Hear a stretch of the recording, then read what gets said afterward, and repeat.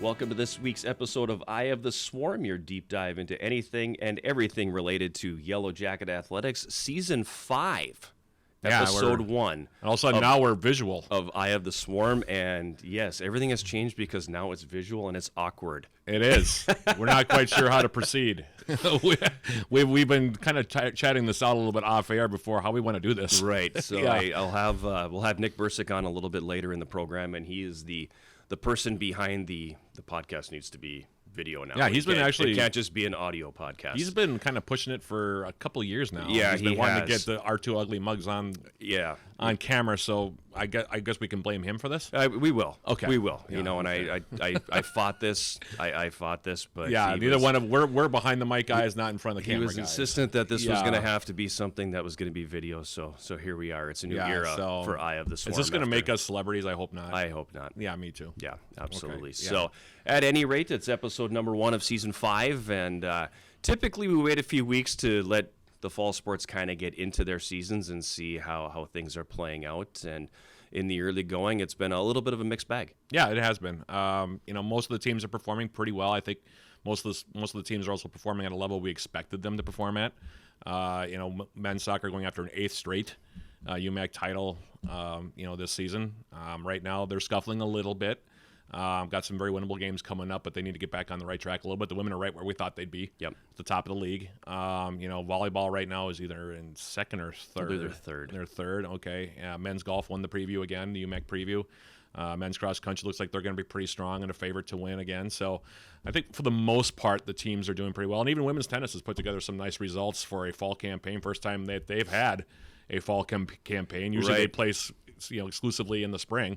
So yeah, there's been, I think, some good performances so far. Hopefully more to come. But yeah, overall, I think it's going right according to plan for the most part. Yeah, I want to touch on the women's tennis team a little bit because you've got, ever since CJ came in as head coach, why aren't we playing in the ITA regionals? Yeah. Why aren't we doing some work in the fall? And he was really the one that kind of spearheaded the whole thing of, first he took the men and brought them into the ITA. Then the second year he brought the women in. Yeah. And now this year, even before the ITAs, he goes and demolishes 2 WIAC schools. Yeah. Yep. And then, moves on to play in a very rugged tournament, the ITA, was part of his team, and then sends the other half to Gustavus, who's a powerhouse as well in the tennis games. This was a different format this year for the regionals. I mean, right. We've seen both teams play in the ITA regionals in the past. This year the men did not.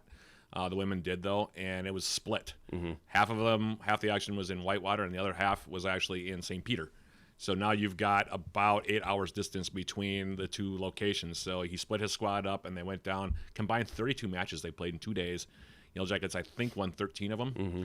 But that's a lot of tennis over a 2-day period. And even winning just the 13 matches, I think that's a good springboard. Talked about the women had a strong start. They beat Stout and they beat River Falls. Handily. Yeah, and very handily in 2 matches. They've got matches coming up this week against St. Norbert and UW Oshkosh, and then they'll be done for the fall and then heading into their spring campaign. So it's sort of a push-off point, kind of a springboard into the next season. And the men, of course, coming off of a regular season title, undefeated, and they returned most of their players from last year's squad, so they did not play in the fall, but kind of a nice springboard because he had a really young tennis team last spring. Yeah, and they're going to play in here in a couple weeks when they go to the ITA regional on the men's side. So they'll get a little bit of action in, but I don't think it's going to be as extensive a schedule as the women are playing. And it was probably pretty good because the women were very young last year. There was not a lot of upperclassmen there. In fact, I don't think there were any. Right. So he brought back some, almost all his players from that squad, and then he brought in 2 or 3 recruits that look like they're going to make a big difference. So probably a good idea to get them out there and get them playing early if you could, as early as possible. Right. Yeah. And I know you touched on men's soccer as well, and I think the question that I've heard the most is, where are the goals? Yeah. Blake Perry graduated, so that's one. But I think everybody knew coming in that the offense wasn't going to be quite as plentiful as it has been in years past. Yeah, there's some things they need to tighten up for sure. They've been scuffling for goals a little bit. Well, for UW Superior, they've been scuffling for goals a little bit. There's some playmakers there, but they've got guys, 11 different guys have scored goals, 13 different guys have got points. They're 4-2-2, which is probably not exactly where they wanted to be. They wanted to be a little bit better than that. They've got a game tonight against Northland. They've got 3 games this week, both them and the women. So, there's an opportunity there. The women are just moving right along. They played a tough game with Bethany Lutheran, who I think is probably going to be their toughest challenger. this season on Sunday, I guess it was. Yep. Weather Right. weather stepped in and rescheduled that game, but the women picked up a big win against Bethany Lutheran. Looked, it was kind of a gutted out kind of game, kind of gritty, but they found a way to get it done. But yeah, the biggest problem the men have right now is they got to find some more goal scoring. Blake Perry scored 74 goals in his career here. Insane. Yeah, so That record's not going to be broken. yeah. And so right now they're kind of trying to find that next guy that's going to step up and start putting balls in the back of the net. They lost the game to Bethany Lutheran. A big part of it is because they didn't finish their chances. They had plenty of the ball, plenty of the opportunities in that game, just could not find the back of the net. And then they had a miscue in the back that allowed Bethany to get the goal and win the game. But there's some work to be done there. The women, I think, are performing pretty highly on the other side of it. The usual suspects there. Yep. A lot of depth. This is the deepest team she's ever had. Yep. Coach DeGroat, and so I think it's the deepest team we've ever had. yeah, she's got 28 players on this roster, and we've now gotten to the point now where players are vying for playing time. Yep. And so that's something we haven't had here in a really long time. And right now, you've got 28 players right now that can step out on the field and contribute. So. I think those two programs, the men have established themselves now. The expectations are always high. The women have also established some expectations as being high. As far as volleyball goes, not a bad start to the preseason. They're 9-6 right now, 3-1, or is it 2-1? I think it's 3-1 in the UMAC.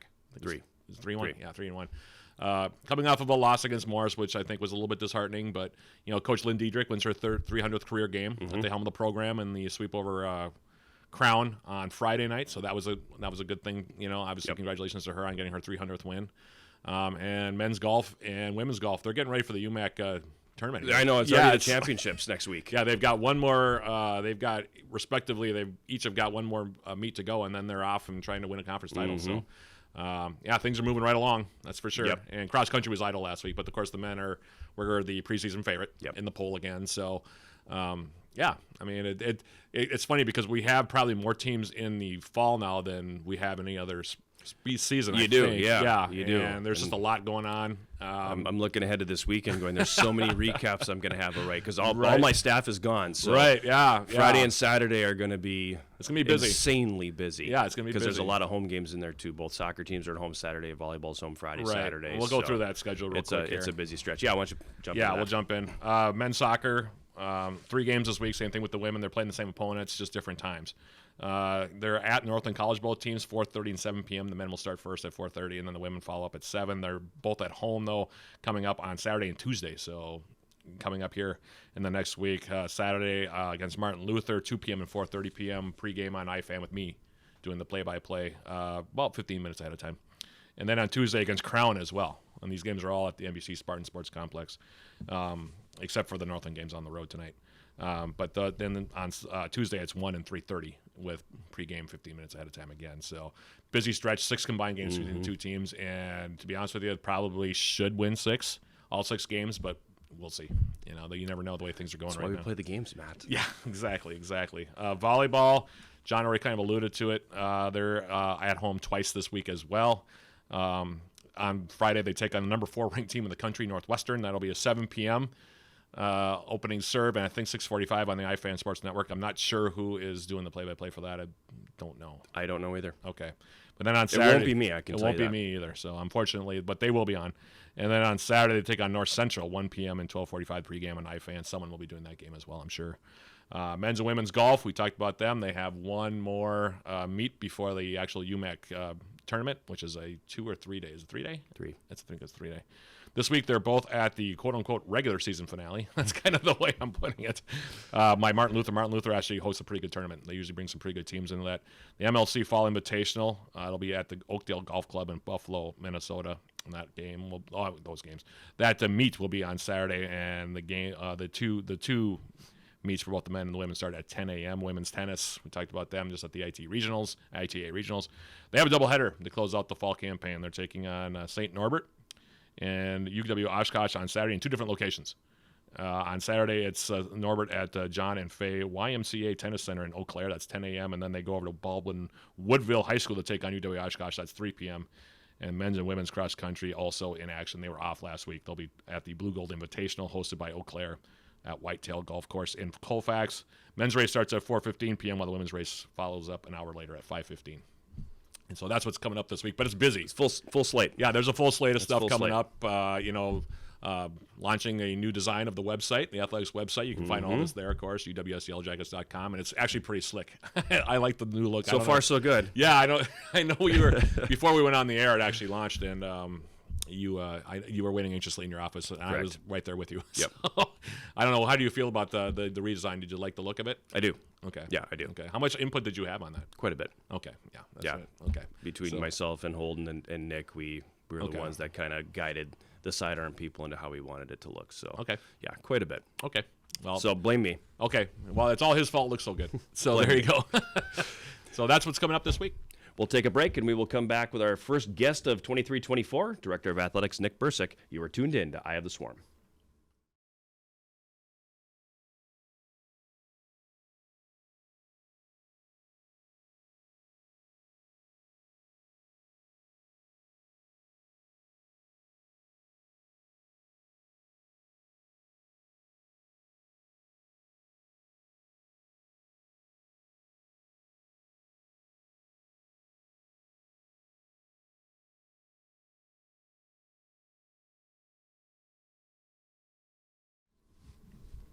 We're back on Eye of the Swarm, and this is it's a little bit awkward for us here as we transition from the audio-only podcast into video, and it's appropriate that Athletic Director Nick Bursik is with us because you were kind of this is your brainchild. You're the one who said, let's move this thing into video. Let's try it. Let's give this a shot and see what it does. So why would you do this to us? Because I have a face made for radio. Why would you do this So to do me? I, by the way. Yeah, I Thanks, think Nick. two good-looking guys. Let's get us out there a little bit. But this podcast has been a great thing for us to invest in, and you guys get to tell the stories of our student athletes and our coaches, and this gives us another medium to expand the reach a little bit. So excited that we're now on screen.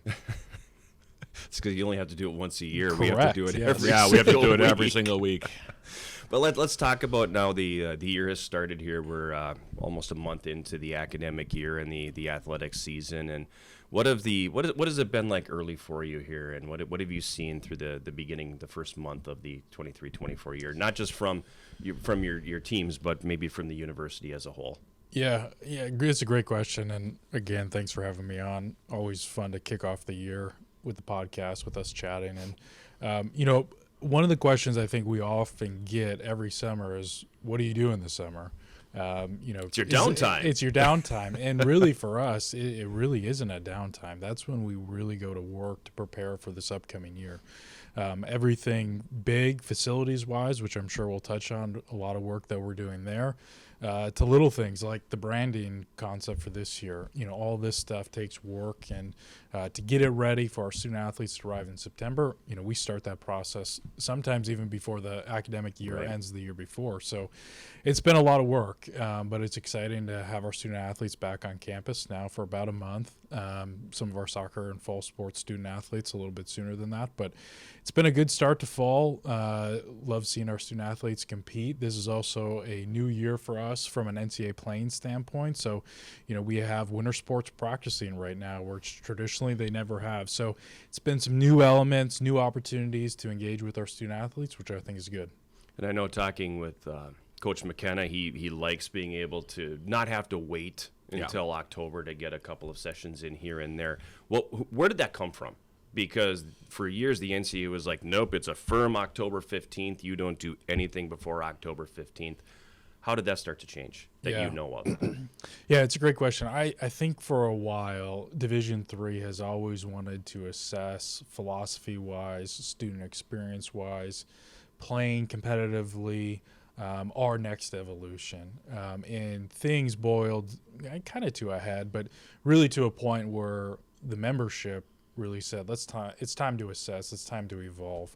And at that point in time last January, there was still a variety of concepts in which Division III was considering.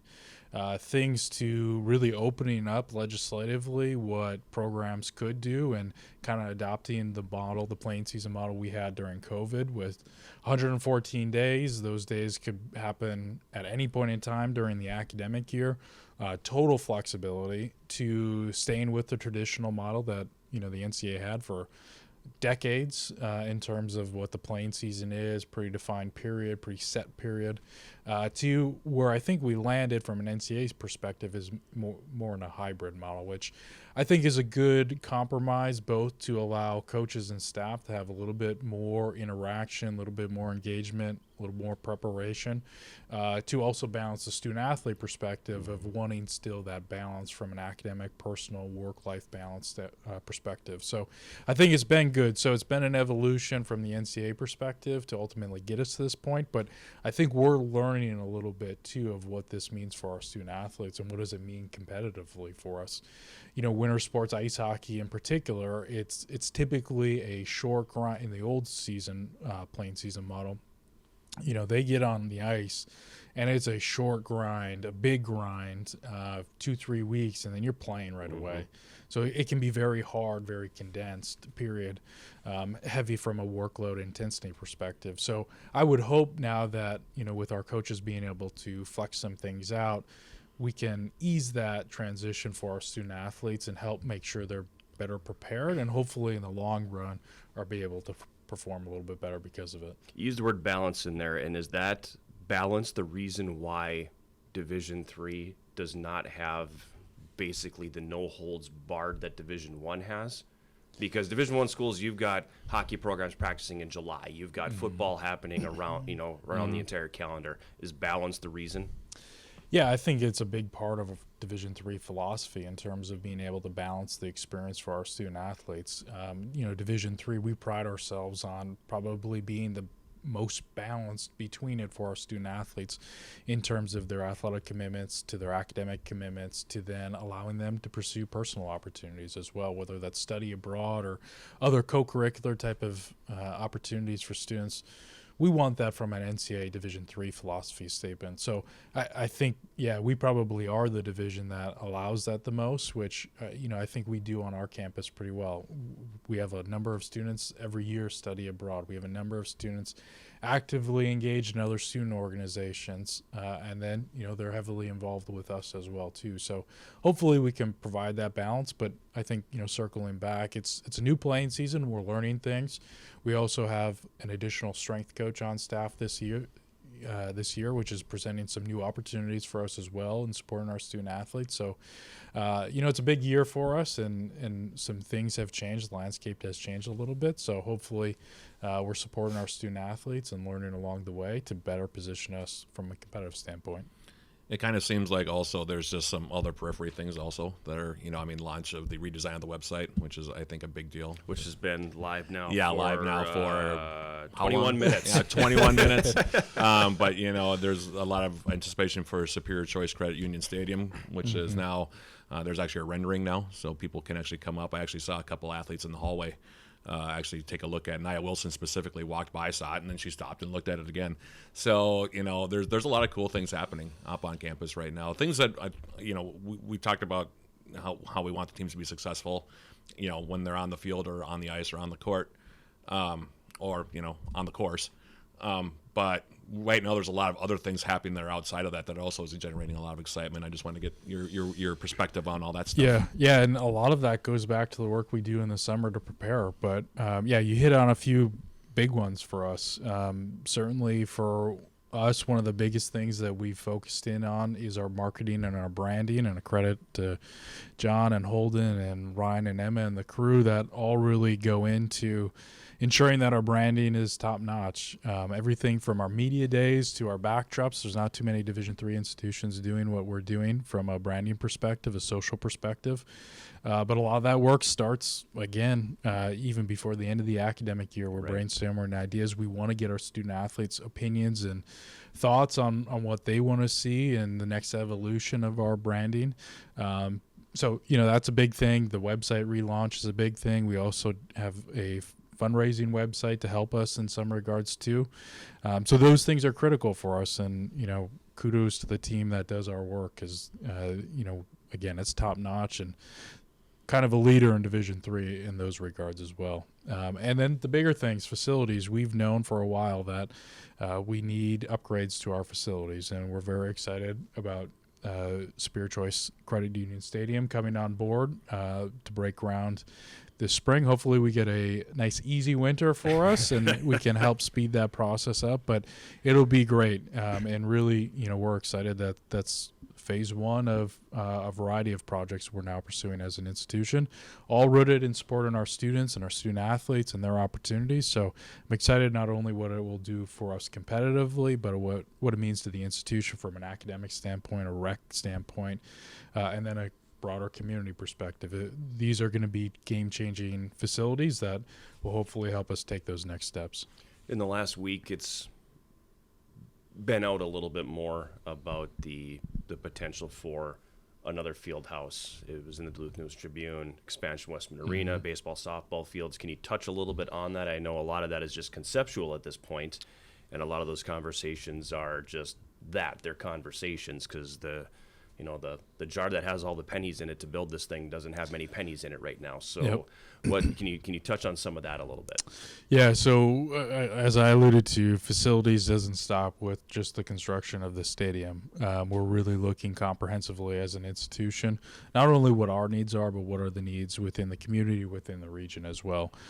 So excited to be doing some groundbreaking work truly amongst the state and amongst the UW system at looking at solutions of how we get the infrastructure and facilities that we need. So yeah, we've gotten some publicity in recent weeks because of it, but it's exciting opportunities for us. Two of the main projects that probably have garnered the most interest is, as you alluded to, the expansion of Westman Arena, which would include 2 additional ice sheets, be able to support not only our use, the school district, but also the youth organizations here in town, alongside the development of baseball, softball facilities as well. So really building a nice athletic corridor on that side of campus for our student athletes and the community as well. On the other side, on the Belknap side, looking at renovating some vacant land there that used to be Ole Hogsrud Field.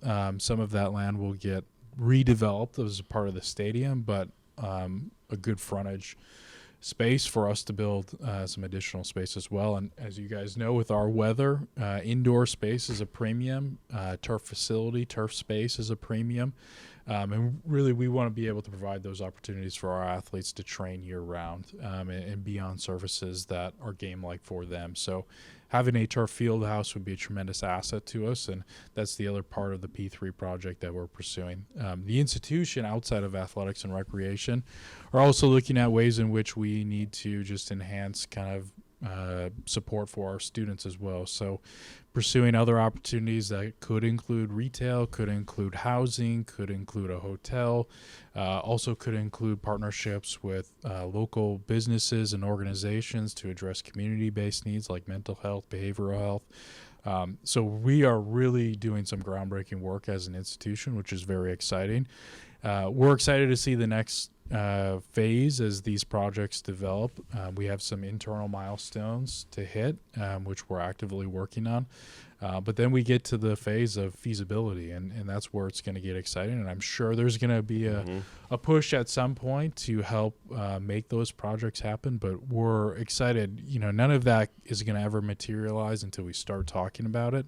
And we've been talking about it. We've been now taking actionable steps to get us that much closer to a runway for construction and operation. And I don't know if people really understand how slowly the wheels turn on things like this. Next fall, if everything goes according to plan, the soccer teams will be playing right outside this facility here. That took 8 years, 10 years, going back to first conversations to fruition. It takes a long time. It does. Yeah. So people thinking that Westman's going to expand in 2 years. No. Yeah, it takes time. There are ways in which we can accelerate timelines, really through philanthropic support and having donations really be the runway to build and get to a construction phase. But yeah, as you alluded to, it's a process. We do work as a state agency with our UW system peers, and then also with state agencies, the Building Commission and DFD. And we really want to make sure when we do construct that, one, it's feasibly possible to do so. But then when we construct the assets that we're building, the facilities that we're building are going to be here for a while too, that, we're building to a high grade.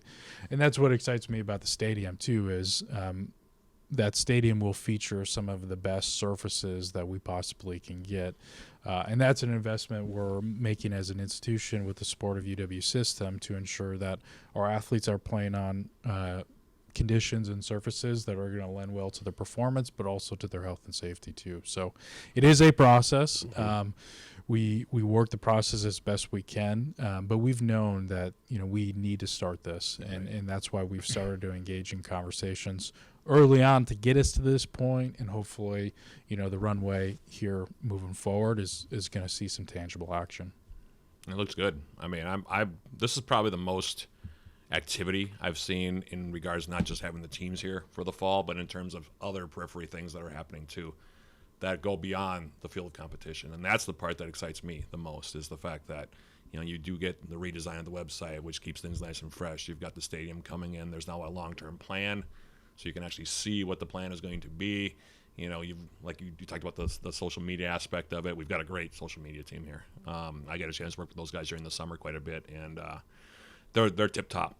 So yeah, there's just I think a tangible level of excitement for the other things that are happening. Some of the upgrades that are going on. Mortarelli Gym went through a couple of different upgrades not that long ago, and that was sort of exciting. But this is much more wide-ranging in what we're talking about right now. It's been little things here and there. There's been some updates, of course, also upgrades at Westman. But this is a much more wide-ranging and much more ambitious overall plan. Right. And I think it's probably been a long time coming. John, you and I have been part of UW Superior now in the community here for a long time, and this is probably the most activity I've seen in a positive direction. So I'm just really excited to get the year going, and the fact that we're not just the teams are competing at a pretty high level as they usually do, but the fact that there's also extra things to try to ensure that we keep that level and then raise it even a little bit higher. Right. Beyond just what we're doing on the field and on the court and on the ice and on the golf course and when we're running races and things like that. I'm pretty excited about all that just myself. That's just an editorial comment, but this is the most I've seen though. Agreed. Yeah. No, agreed. I've been here almost 30 years, and this is definitely the most that we've seen. But there's always a but. The money has to come from somewhere. And you talked about a big piece of this probably has to be philanthropic. So if you have $25 million burning a hole in your pocket, this is the guy you want to talk to. You can find his contact information on the new website. Right.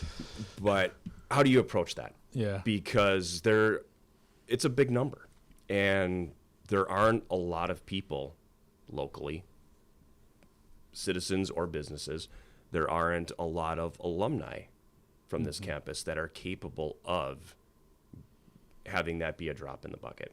Yeah. So how do you approach this? Yeah, I would say similar to what our coaches probably say from a performance standpoint. I mean, if they want to go out and win championships, it takes a team effort, and these projects are a team effort. And our team is everyone, not only our current student athletes, but our alumni, our business partners in the community, our partners at system, our partners within the state. It really takes a team effort to achieve these projects. And I think that's the lens that we're approaching it, is it's going to take a team approach. We would love to have a donor, be able to write a massive check, but, whether you're a $100 donor or a multi-million-dollar donor, it all matters. It all contributes to our student athletes. We're very excited to be forming partnerships as well to help make these projects a reality. As we think broader within the community as well, partnerships are really the key that can move the needle for us. Right.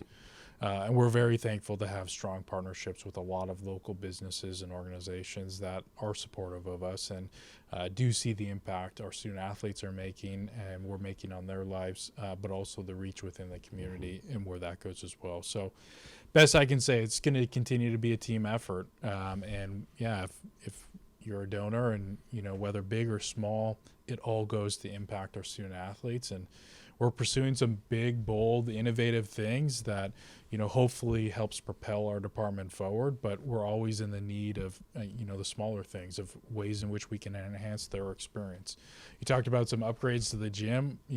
We pursued a few projects this summer for those facilities as well. Excited to do some lighting things, some intro things, some enhancements there. You're excited about it. Yeah. Those are things It's that keeping only me up at night right now. Yeah. Yeah, we're waiting on the dry run, which takes place shortly thereafter this particular podcast. But yeah. But we're excited about those enhancements. Right. A number of our teams did retreats, and a lot of that is possible through the Day of Giving that we do as well. And so we're thankful for all the donors that we have, whether big or small, the partnerships, the sponsorships that we form. It truly all goes to help us achieve our ultimate goal of supporting our student athletes and their experience. So very excited for that. It's going to continue to be a team approach. We love to expand our team as well too. So if somebody wants to reach out, we're always happy to have a conversation. Closed circuit Arnold Schwarzenegger. If you're watching this by chance. Right, yeah. If it makes its way to the West Coast and to his living room, yes.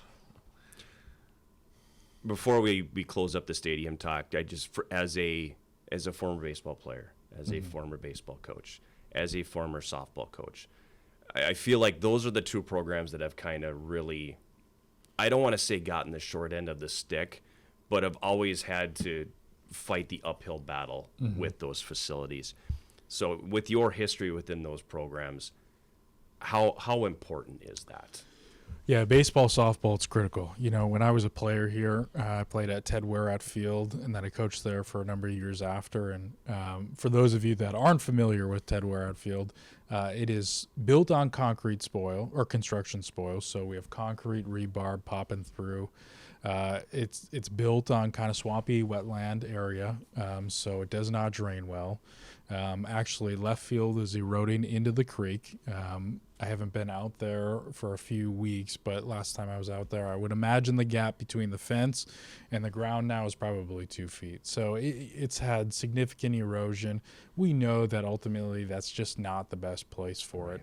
It's not conducive to a great facility.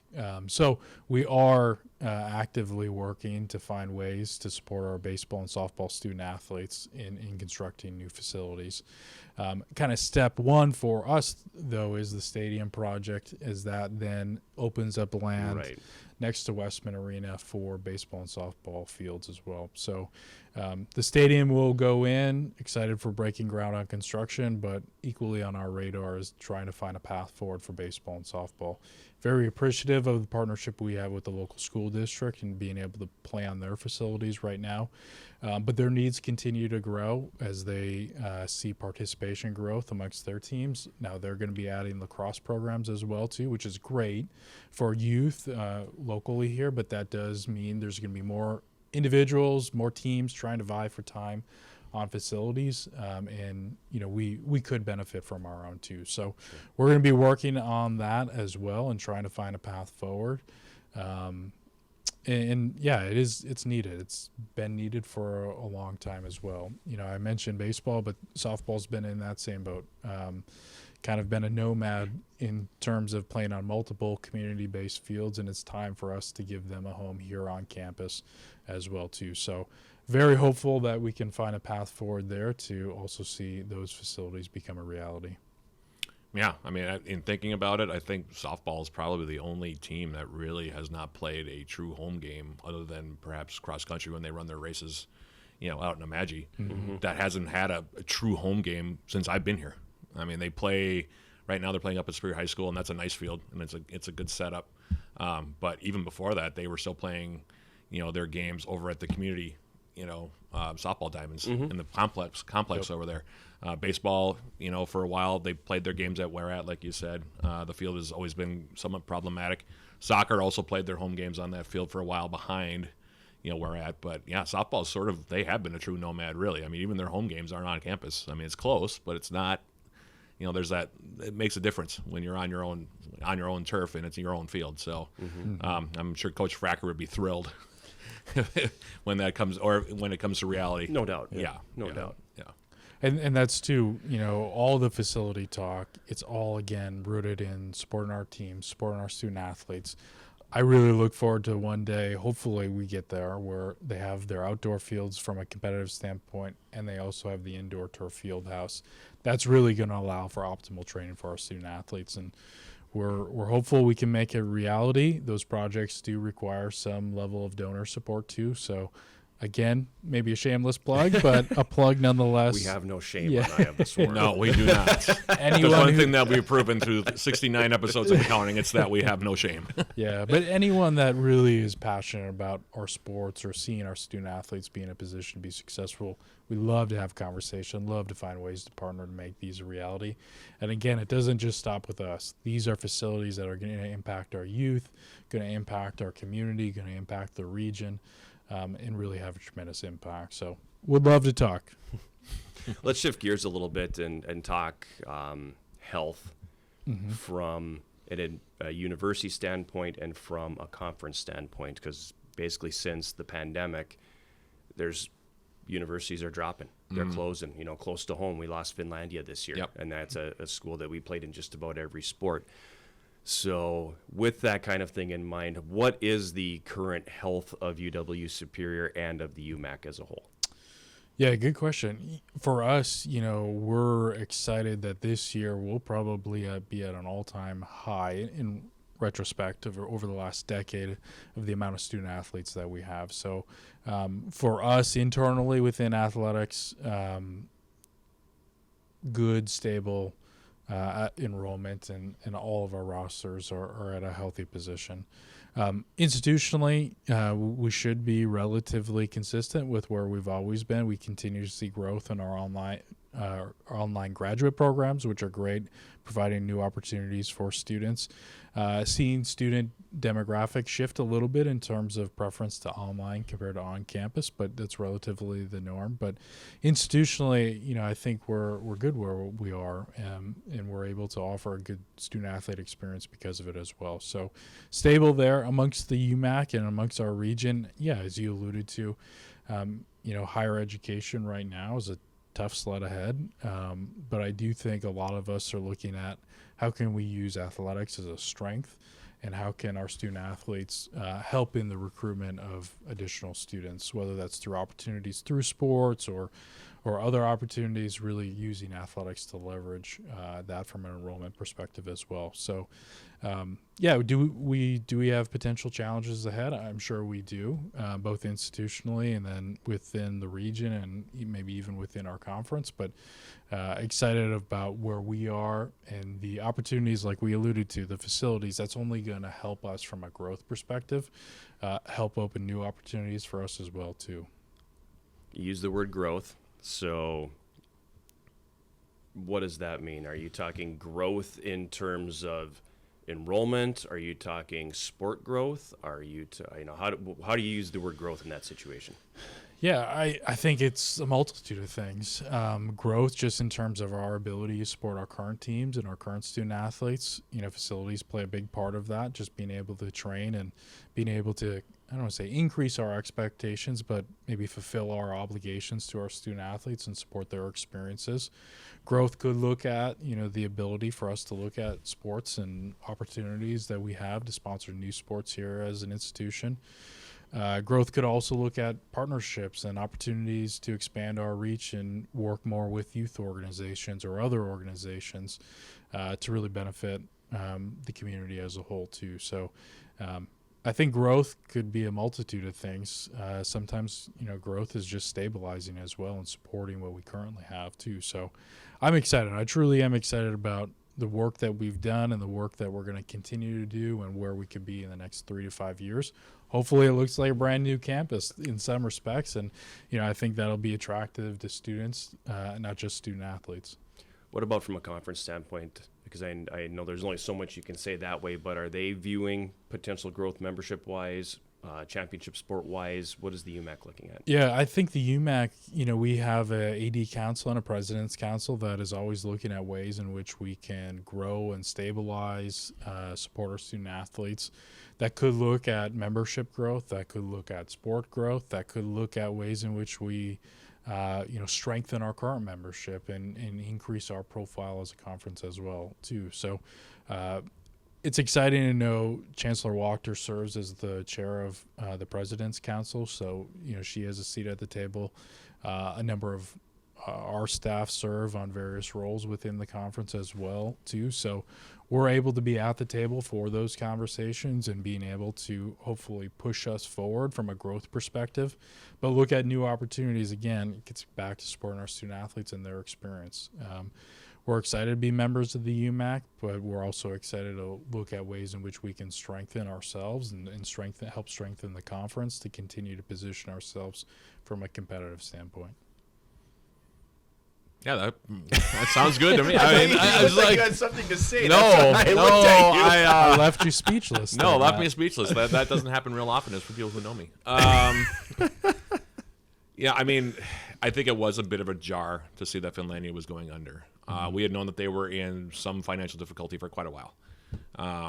But it kind of came down, the way it came down was, I think, somewhat shocking just because it was announced probably midway through the spring season, I think it was. Pretty close to the middle, early portions. They were just getting ready to go on their spring trip, I believe. Yeah, and so there was a lot of things that were happening there that just sort of, I think it reinforces the idea that the small colleges and the small universities, not just, in the UMAC or in the MIAC, because, they're mostly private, and that's a different ball game altogether usually. But Finlandia was also private, and they went under. So there are definite challenges now, I think, even post-COVID, that these schools are now facing. And John, you and I have talked about that. And some of the schools are adapting better than others, but yeah, I mean, it's a little bit of a hairy time if you're someone who is looking to go to a smaller school. It can be a little bit nerve-wracking if you're not sure about your campus and where it's at. I know that there were a lot of athletes and students just period at Finlandia that were kind of shell-shocked by what had happened when the announcement was made. I know people within the athletic department were also shell-shocked because a lot of them had no idea until they either got an email or someone called and asked them specifically about how they felt about Finlandia closing. But I mean, John, you and I sat there and we kind of went through it and just were like, wow, that came out of the blue. And I know you knew their SID, and he was one of the guys that was like, came completely out of the blue. I had no idea this was happening. Right. So it's a little, it's reassuring to hear that, as far as I think as a state, institution goes, UWS has a little bit of cover there, especially being, the only 4-year campus in the UW system that's in the northwest part of the state. Right. But there are challenges out there, and I'm sure that there are schools within UMAC that are also facing the same challenges that Finlandia face, and that's, I think, where some of the anxiety is coming in a little bit for those of us around the conference, and just hoping for the best for those schools as well. Yeah, it's like I said, it's going to be a tough landscape for higher education. It's just you look at high school graduation classes and what it's forecasted out to be. We know for us, ultimately, for us to recruit student athletes or students to this campus, it's about the experiences that we're able to provide them, both in the classroom and outside of the classroom. And, I think we've been intentional within athletics to talk about ways in which we can strengthen the student athlete experience from a variety of things, like the branding, the marketing, the social growth that we've done. That helps us get our name out there, helps our coaches from a recruiting perspective. I know our current student athletes love it. They always want more, but they always want more. Yes. They love it. To ways in which we're supporting them when they're actually here on campus, to doing the team retreats, to creating a community, to creating a sense of belonging. That stuff aids in our ability to provide experiences and services to our student athletes. You mentioned health. It makes me think of, the partnerships we have with Essentia for sports medicine.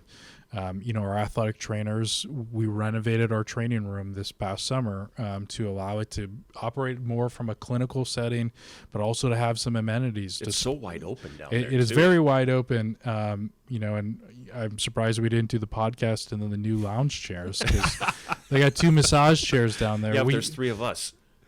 Yeah, one of us would have to take turns. A bullet on that one. I'll sit on the floor.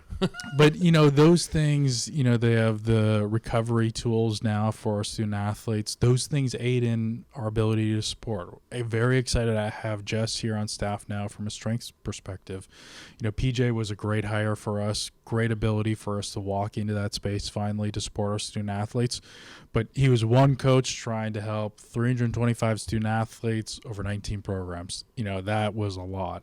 Right. Even with the addition of Jess, now we have 2 strength coaches serving 350 student athletes. Still a lot to ask, but hopefully we're making more touch points, having more meaningful connection for our student athletes. And then, from a health perspective, mental health has been something we've been intentional about addressing, because our student athletes have said over and over again they want more support in those areas. So very thankful to have partnerships with Student Health and Counseling to do screenings ahead of time. We're one of a few institutions. There's many Division I institutions that don't even do a practice like that, to then doing more preventative, proactive work with the Pruitt Center for Mindfulness and Wellbeing, and doing team sessions about relevant topics about mindfulness and meditation and breathing and purpose and identity. Those are all things that just aid in our ability to support our student athletes from a more holistic, comprehensive approach. So long-winded answer, but I'm excited about our institution because we're doing very intentional, innovative things to support our student athletes, their experiences, which will help us from an institutional perspective. I appreciate the candor on all that too, because nothing you talked about today, what the public sees is wins and losses. Yep. And everything that we talked about today is, with the exception of stadium, is behind the scenes, things that people do not know about. Right. So Yep. they might view this and go, wow, does Superior do a lot for these kids? Mm-hmm. I mean, there's times where every single time I see a kid get their fresh Under Armour apparel for the year, where that, they want Right. more. Yep. Yeah. But I look at it and go, man, I got one jacket in Yeah. 4 years when Yeah. I played here. And you These probably kids- had to pay for it. Yeah. We did. These kids they get so much stuff, and it's Yeah. awesome that we've been able to take those steps. But there's so much stuff behind the scenes Yeah. that I think people just don't realize. Oh yeah. Yeah, I think people would be surprised. We honestly don't talk about winning a lot. We don't talk about competitiveness from a perspective of, it's all about trophies. It's all about winning. We're very process oriented, I would say, as a department, and our coaches are as well. It's about running a good process that can lend us those outcomes. We have a statement in our department of earn it. You see it all amongst our hallways and locker rooms, on apparel. For us, when I talk to student athletes about it, earn it, they think of it as hard work, championships. When we talk to them about it, and more of the lens of earn it stands for our commitment as staff to help them be champions. Champions in their sport, champions in academics, and champions in their personal lives, it resonates at a deeper level. And that's why we spend so much time just talking about how do we intentionally have a solid process that aids in their development. Is athletics a part of that? Yeah, 100% it is. That's why we have great strength coaches, why we have sports medicine staff, why our coaches are always finding ways in which we can help from a player development team perspective. Yeah, that's a big part of it, but we know that success can only be if we also support them as individuals, as students. They have a lot going on in their personal lives as well too, so we want to be there for them, and that's why we do some things that probably other institutions don't have the capacity for, maybe are so focused on athletics they don't want to pursue those opportunities. But we try to take a well-rounded approach to it, a holistic approach. We rely on our student athletes to really be a voice, a part of it. Anytime I talk to my peers, they're always a little bit amazed how willing we are to ask our student athletes, how was your experience? Right. What opportunities do you see that we could do to support you? It's dangerous because you're going to hear some things you don't want to hear. Yeah. Yeah, we have. And but that's how you make progressions, right? Too. Exactly. I always say, and I'm fortunate to be able to work with our SAC group, which is a student athlete advisory committee, 2 leaders of all of our programs. That's really, they lead our community service, but they are the main vehicle a little bit to talk about the student athlete experience and opportunities for enhancements and improvements there. And I tell them, what you probably are about to tell me, I've probably heard before. And if we are about the student athlete experience, we need to be willing to hear the good, the bad, the ugly. I think as we've looked at our SAC and our assessment data, we've seen continued improvement. facilities are a big thing that, that's a big tangible thing that, our student athletes desire and deserve and need, that we're making progress on. Wish it could happen quicker and sooner, but we're making the steps to support their experience, and they're a big part of the voice behind it. I think it's a pretty good way for us to kick off the 23-24 year with podcast number 1 with the AD, Nick Bursik. I agree. That'll do it for this episode of Eye of the Swarm. Thank you very much for tuning in. For Athletic Director Nick Bursik, for the Big Sound Matt Johnson, I am John Garver. Thanks for tuning in. We'll see you next week.